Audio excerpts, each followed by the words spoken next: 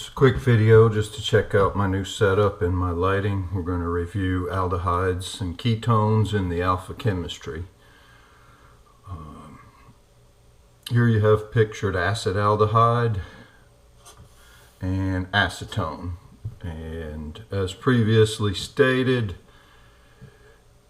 they are in equilibrium with the enol tautomer as a consequence of the alpha acidity,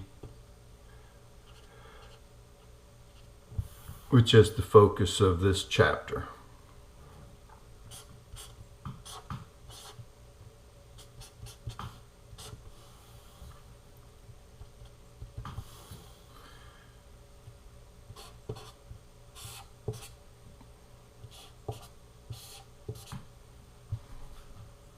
In order to get from the aldehyde or ketone to the enol, of course, it's all about the alpha hydrogen and how it moves mechanistically to the oxygen. Analogously with acetone,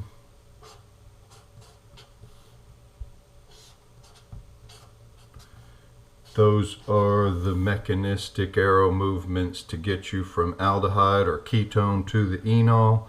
And as previously stated, the equilibrium lies far towards the aldehyde or ketone and not to the enol. The same reaction can be catalyzed by acid or base. So with acid, we would show the proton, and in doing so, the initial step is going to be to protonate the carbonyl, as we've seen many times before. And subsequently,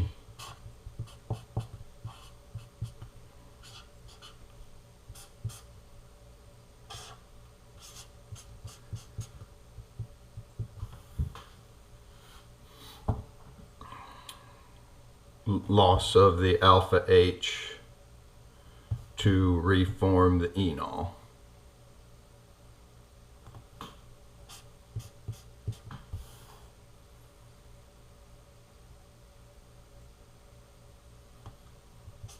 And the original proton which catalyzed it. Somewhat important to know which step you do first, even though the end goal is the same, to get to an enol. So if we do the analogous reaction using acetaldehyde in base, what we would do first is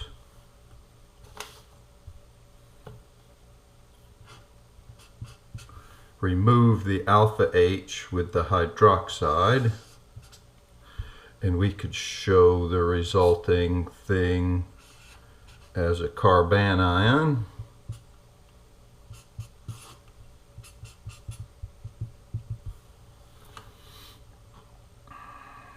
Of course, plus water. And then the resulting carbanion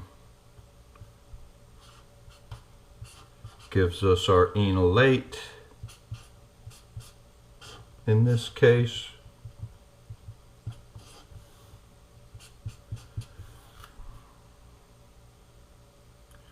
And finally, to regenerate our catalytic hydroxide, the enolate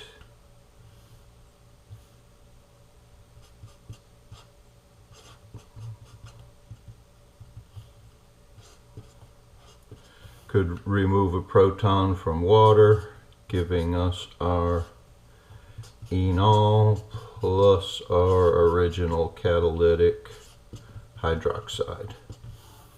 And realize that all of these equilibrate, and the predominant species in any of these is still the aldehyde.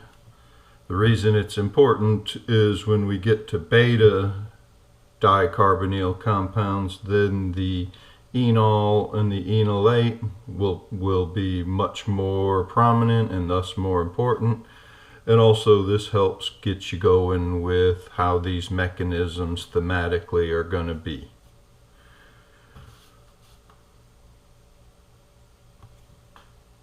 Next up, we'll continue with alkylation, and then the Stork reaction, also called alkylation via an enamine.